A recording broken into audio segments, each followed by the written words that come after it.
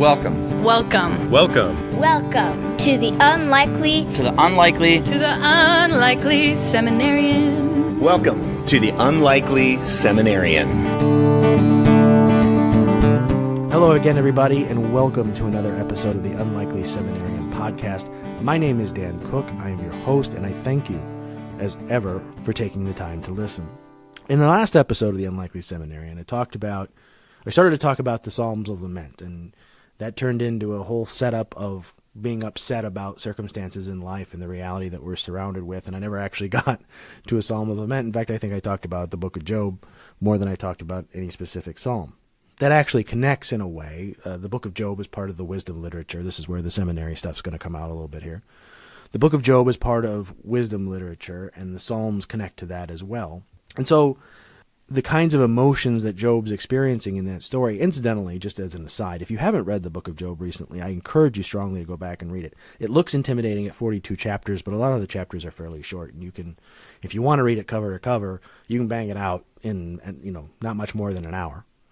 It's a great story. It's a great story. It's a great story about evil, about how evil works in the world, about how God tries to combat evil, about why God can't just step in at every available moment and stop evil from happening. It really is. It's a neat story. It's about how we misinterpret evil, how we misinterpret how evil gets into our lives, how we misinterpret how evil gets into other people's lives, how we form mistaken judgments, and how those judgments only make the evil in another person's life that much worse. It's a great story with a lot of practical application if you care to look into it. But the kind of lament that Job experiences, or that Job expresses in that story, is found throughout the Psalms. And I want to focus on one in particular and talk about that a little bit. And it's Psalm 14. It's only 7 verses. Part of why I picked it is that it's short. So I'm going to read through this real quick for you. This is the NRSV version, translation of Psalm 14, which says, "Fools say in their hearts, there is no God. They are corrupt, they do abominable deeds, there is no one who does good. The Lord looks down from heaven on humankind to see if there are any who are wise, who seek after God. They have all gone astray. They are all alike perverse. There is no one who does good, no, not one. Have they no knowledge, all the evildoers who eat up my people as they eat bread, and do not call upon the Lord? There they shall be in great terror, for God is with the company of the righteous. You would confound the plans of the poor, but the Lord is their refuge. Oh, that deliverance for Israel would come from Zion. When the Lord restores the fortune of his people, Jacob will rejoice, Israel will be glad." That's Psalm 14. Now, if you wanted to, you could look at Psalm 14 and say, this is exactly the problem. This is religious people banging away at irreligious people. And this is why irreligious people don't like religious people. You could read it that way. I don't think that's what's going on. I don't think that's, presumably this is a Psalm of David. I don't think that's what King David meant here. Fools say in their heart, there is no God. They are corrupt. They do abominable deeds. There is no one who does good, right? That would seem to say that anybody who doesn't believe in God is a bad person and does horrible things, right? Let me be clear. There are plenty of people who very much believe in God and do horrible things. Believing in God doesn't stop you from doing horrible things. Believing in God doesn't stop you from being corrupt. So what is David getting at in this Psalm of Lament? Imagine you lived in a world where you looked around you and there was just terrible stuff going on everywhere. I know that's hard to believe in our day and age, right? That doesn't sound like anything we're dealing with. It certainly doesn't sound like the kind of time we live in where there are shootings at mosques and bombs at Christian churches and shootings at synagogues. Imagine you lived in a world where there were horrible things going on around you and you were frustrated by that. Why, God, if you're an all-good, all-loving God, how can you allow these kinds of horrible things to happen? Is it because of the godless? Is it because of people that don't believe in you?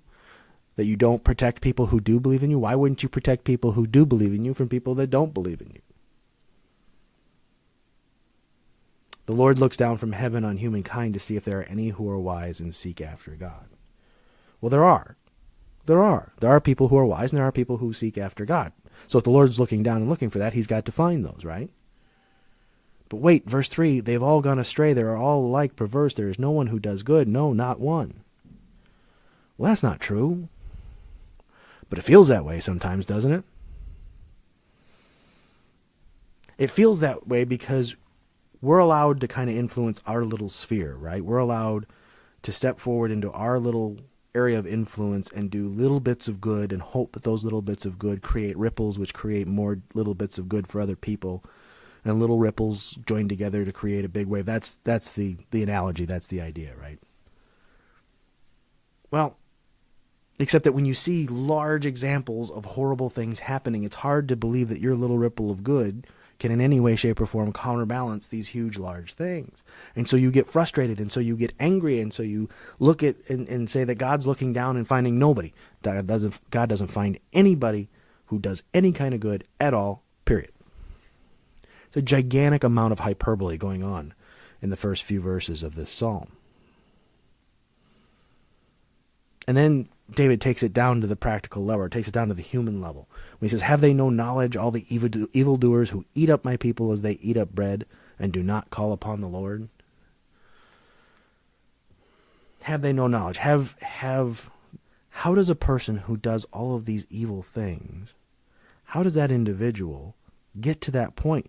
Don't they realize the harm that they're doing, not only to the people that they shoot or bomb or do any evil thing to, but to society in general, to the amount of people that get dispirited by watching these things happen? Why would you want to hurt people in that way? How badly must you have been hurt that you would want to not only hurt individuals physically, but the psychological effects that you have to know are going to ripple out from that, because we've seen these things happen so many times. How could you not know? Have they no knowledge? Have those people don't have any idea what's going on? There they shall be in great terror, for God is with the company of the righteous. I mean, it's obviously terrorizing. That's why we call it terrorism, right? God is with the company of the righteous. Is that to say, is God the company of the righteous? Is that to say that God's on the side of good people and all you bad people, you're just screwed? You got no shot. Good luck to you. No. God is with the company of the righteous. The idea there is that God desires people. Righteousness, remember, is rightly related, right? It means that the covenant, the relationship between human beings and God is how God designed it to be. And for all of us, to one degree or another, it's not, right? That's the whole point of us being sinful, is that to some degree or another, our relationship with God isn't what it was designed to be. So the more that we try to get it back on track, the more we try to get it towards that relationship, the more righteous, essentially, we are considered. But we can't do it all on our own. We know we can't do it all on our own. That's why Jesus had to atone. That's part of the atonement, is that Jesus created a way by which it isn't about how hard we try. We have this path clearly laid out in front of us. Here it is. This is how you get back to God. This is how God has brought you back to Him. God is with the company of the righteous. And that company can include all of us. No matter how badly we failed, no matter how terribly we've sinned, God desires us to be counted amongst the company of the righteous. That is a truth. Period. Paragraph. God desires a relationship with us. It isn't a matter of what we deserve. It isn't a matter of what we've earned. It is what God desires, and any desire of God is going to be more important than, our ability to earn it or to deserve it. Now here's where verse 6 in this lament, Psalm of Lament, is really, I think, the key thing. You would confound the plans of the poor, but the Lord is their refuge. You think poor people are any less sinful than people of wealth or people of means? Do you think they're any more sinful? Do you think they're any less sinful? I would contend that human beings are human beings, and that wealth is often a matter of circumstance. It can be hard work. I don't want to disparage hard work. I don't want to, if you're rich, there's something wrong with you. That's not what I'm saying at all. But I'm saying that is often a matter of circumstance. There are advantages that certain people have been given, and they've done great work with them, and they've worked very hard, and they deserve credit for their hard work. It's just not credit towards God. They're not more successful, they're not more wealthy, they're not in a better living situation because God wants them to be better than everybody else, or God's blessed them more than he's blessed everybody else. Oftentimes, those are a matter of just being lucky and having good circumstances and then doing the work. So what does it mean when he says that the Lord is the refuge, essentially, for the poor? I'm going to talk about that. I'm going to talk about verse 7, the final verse of this psalm, Psalm 14. And I'm going to wrap up this series on the Psalms of Lament in the next episode. I hope you'll join me. Until then, this is Dan Cook, and you've been listening to The Unlikely Seminarian.